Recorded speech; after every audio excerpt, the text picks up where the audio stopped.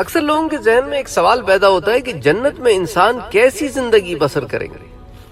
اس ضمن میں قرآن اور حدیث ہمیں کچھ باتیں بتاتی ہیں۔ مثال کے طور پر جو اہل جنت ہیں ان کے کچھ ذاتی اوصاف ہوں گے، کچھ ذاتی صفتیں ہوں گی کہ اہل جنت کے جو چہرے ہیں وہ روشن ہوں گے، آنکھیں قدرتی طور پر ایسے ہوں گی جیسے کہ سرما لگا ہوا، سرمگیں۔ سر کے بالوں کے علاوہ سارے جسم پر کہیں بال نہیں ہوں گے، حتیٰ کہ داڑھی اور مونچھ کے بال بھی نہیں ہوں گے۔ عمریں 30 اور 33 سال کے درمیان ہوں گی۔ قد کم و بیش 90 فٹ کے برابر ہوگا۔ اہل جنت ہر قسم کی غلاظت سے پاک اور صاف ہوں گے، حتیٰ کہ تھوک اور ناک تک نہیں ان کی نکلے گی۔ پسینہ آئے گا لیکن اس میں مشک کی خوشبو آئے گی۔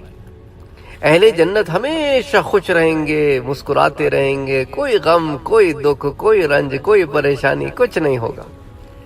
اور اسی طرح اہل جنت ہمیشہ صحت مند رہیں گے، کبھی بیماری نہیں آئے گی، کبھی بڑھاپا نہیں آئے گا، کوئی موت نہیں ہے۔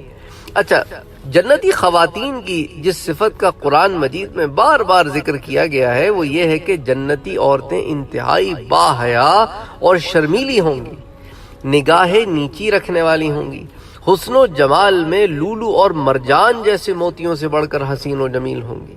اچھا، ارشاد نبی صلی اللہ علیہ وآلہ وسلم ہے، یہ بخاری شریف کی روایت ہے کہ جنت کی عورت اگر لمحہ بھر کے لیے دنیا میں جھانک لے تو اس کا چہرہ مغرب و مشرق کے درمیان ہر چیز کو روشن کر دے گا، اور مشرق و مغرب کے درمیان ساری فضا کو خوشبو سے معطر کر دے گا۔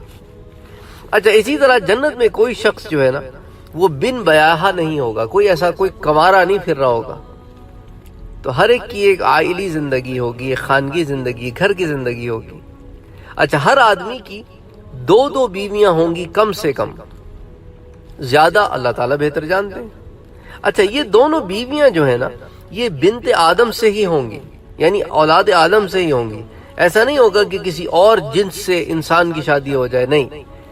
اچھا، دنیا کی ان عورتوں کو اللہ تعالیٰ جنت میں داخل ہونے سے پہلے دوبارہ پیدا فرمائیں گے اور اسی حسن و جمال سے نوازیں گے جو جنت میں پیدا ہونے والی عورتیں یعنی حوروں کا ہوگا۔ ان عورتوں کو نئی پیدائش کے بعد کسی انسان یا جن نے چھوا تک نہیں ہوگا۔ یہ عورتیں اپنے شوہروں کی ہم عمر ہوں گی، باحیا ہوں گی، شرمیلی ہوں گی، پردے دار ہوں گی، نرم و نازک ہوں گی اور اپنے شوہروں سے ٹوٹ کر پیار کرنے والیاں ہوں گی۔ جنتی لوگ اپنے اپنے محلات کے اندر اپنی بیویوں کے ہمراہ گھنے اور ٹھنڈے سایوں میں بہتی نہروں کے کنارے سونے چاندی اور موتیوں سے آراستہ مسندوں پر بیٹھے خوش گپیاں کریں گے، کھائیں گے، پئیں گے، اور ان کے کھانے پینے کے انتظامات کے لیے خواتین کو کوئی زحمت نہیں اٹھانا پڑے گی۔ جو دنیا میں ایک عورت اپنے شوہر کی خدمت کے لیے زحمت اٹھاتی ہے، جنت میں ایسا بھی کوئی انتظام نہیں ہے، بس آرام ہے ہر ایک کے لیے، ہر ایک کے لیے آرام ہے، جو کچھ چاہیں گے وہ ملے گا۔ موتیوں کی طرح خوبصورت اور بالکل چاق و چوبند خدام موجود ہوں گے کہ آپ بس حکم کریں اور حاضر۔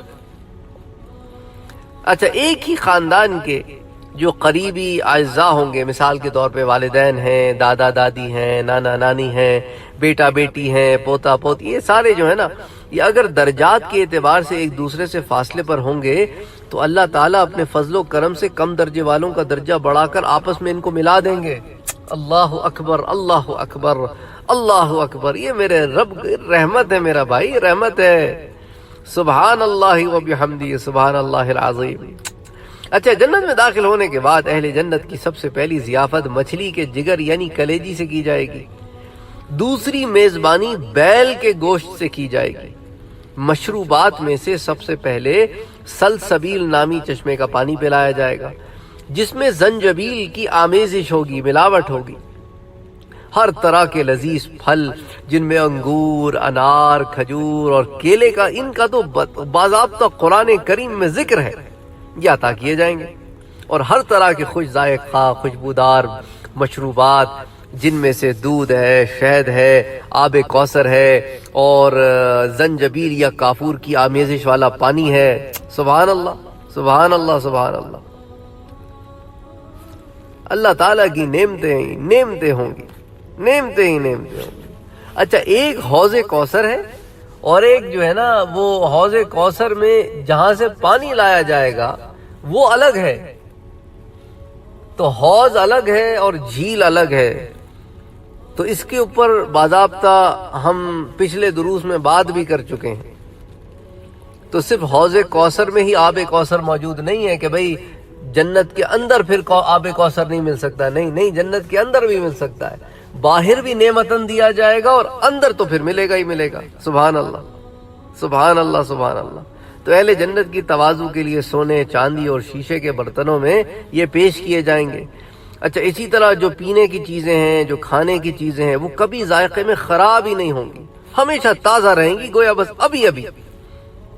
نہ کوئی بوجھل پن، نہ کوئی کوئی ایسا طبیعت میں بھاری پن، انسان کھا لے تو بھی ایسیڈیٹی ہو گئی، ایسا کوئی چیز ہے ہی نہیں وہاں پر.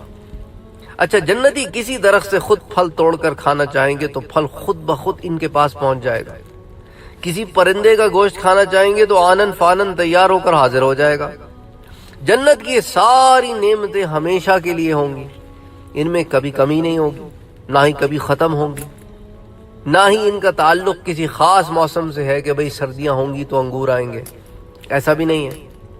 اور سب سے بڑھ کر یہ کہ نعمتوں کے حصول کے لیے جنتی کو کسی سے اجازت بھی نہیں لینی، جو چاہے گا اپنی مرضی سے آ جائے گا. یہی مطلب ہے اللہ تعالیٰ کا جو قرآن کریم سورہ واقعہ میں اللہ تعالیٰ فرماتے ہیں لا مقطوعۃ ولا ممنوعہ، یعنی جنت کی نعمتوں کا سلسلہ نہ تو ختم ہونے والا ہے اور نہ اس کو روکا جائے گا. سبحان اللہ سبحان اللہ سبحان اللہ. یعنی جنت کی نعمتیں ہی نعمتیں، نعمتیں ہی نعمتیں ہیں. اسی طرح جنت میں ہر جوڑے کی ایک الگ وسیع و عریض مملکت ہوگی، جس کے محلات کی تعمیر سونے چاندی کی اینٹوں اور اعلیٰ قسم کے مشک سے کی جائے گی. تو یہ آپ کے جو سونے چاندی کی اینٹیں لگا کے بیچ میں جو آپ بھرتے ہیں نا، اس کو آپ انگریزی میں کہتے ہیں موٹر، وہ جس سے آپ مسالہ جس سے آپ جوڑتے ہیں، تو وہاں پر جس مسالے سے جوڑا جائے گا نا وہ بھی مشک کا ہوگا، خوشبودار مسالہ ہوگا کہ گھر کی دیواروں سے بھی خوشبو آتی ہوگی. اچھا، محل کے جو سنگریزے موتی اور یاقوت ہوں گے، اور اس کی یہ جو سنگریزے یہاں پہ تو پتھر کے ہوتے ہیں نا، وہاں پہ تو سنگریزے ہوں گے جی موتی اور یاقوت کے. اور جو جنت کی مٹی ہوگی نا وہ زعفران کی طرح ہوگی. اللہ اکبر. یہ ترمذی شریف میں اس کی تفصیلات آتی ہیں. اچھا، ہر جنتی کو اپنے اپنے درجے کے مطابق دو وسیع و عریض باغ عنایت کیے جائیں گے. مقربین جو ہوں گے، جو اللہ کے خاص بندے ہوں گے، ان کے دونوں باغ سونے کے ہوں گے، جن میں ہر چیز سونے کی ہوگی. درخت کے تنے، پتے، ڈالیاں، ہر چیز سونے سے آراستہ ہوگی. تمام سامان آرائش سونے کا ہوگا. درخت سونے کے ہوں گے، مسندیں سونے کی ہوں گی، برتن سونے کے ہوں گے، کنگیاں سونے کی ہوں گی، بس ہر چیز سونا. اچھا، اصحاب الیمین جو ہے نا، یہ تو ہو گئے مقربین. اصحاب الیمین جو ہے عام نیک لوگ، ان کو بھی دو وسیع و عریض باغ عطا ہوں گے، لیکن ان کے باغ چاندی کے ہوں گے. ان میں ہر چیز چاندی کی ہوگی.